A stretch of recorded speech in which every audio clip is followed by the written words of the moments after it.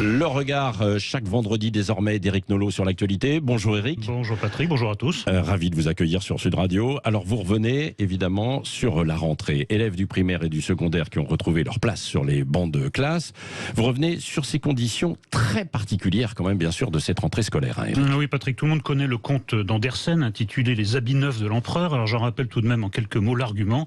Un monarque aussi vaniteux que peu futé se promène dans le plus simple appareil parce que son tailleur prétend lui avoir confectionné un habit dans une étoffe si subtile qu'elle en est invisible. Aucun de ces sujets n'ose dénoncer la supercherie jusqu'à ce qu'un gamin s'exclame sur son passage « Le roi est nu ».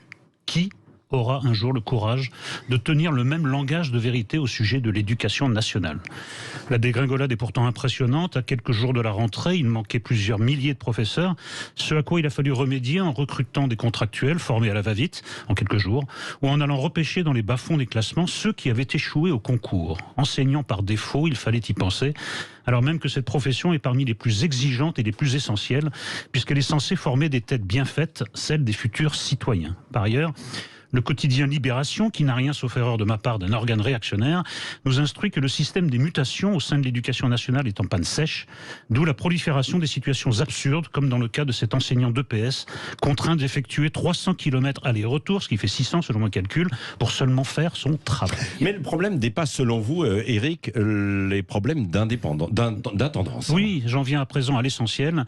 La faiblesse des salaires et la pétaudière administrative n'expliquent pas à elles seules la crise des vocations chez les enseignants.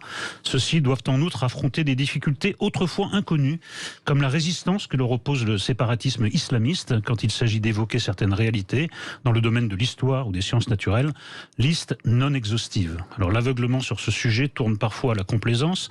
Je rappelle ici qu'Alexis Corbière a publiquement estimé que Samuel Paty n'avait pas bien fait son travail en donnant à voir des caricatures de Charlie et que l'éducation nationale n'avait dans un premier temps aucunement soutenu l'enseignant martyr, bien au contraire. À ce manque de soutien extérieur et intérieur s'ajoute une autre forme de découragement.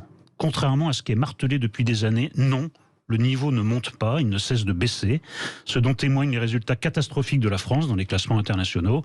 Et passer quelques minutes sur les réseaux sociaux, parmi tant d'autres postes d'observation, suffit à mesurer l'effondrement de l'orthographe, de la grammaire et de la syntaxe. Dans ces conditions, pourquoi continuer à faire court ?